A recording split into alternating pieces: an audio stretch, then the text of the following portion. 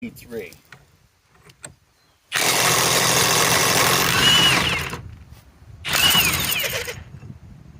Wow, it did that. Now,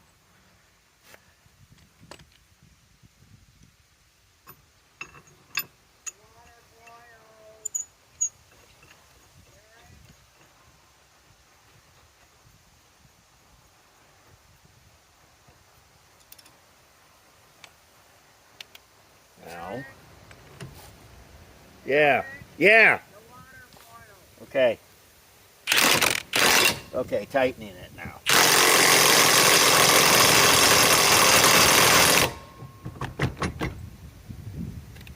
Heck of a setup here to be able to run a flex battery onto a RIDGID high torque.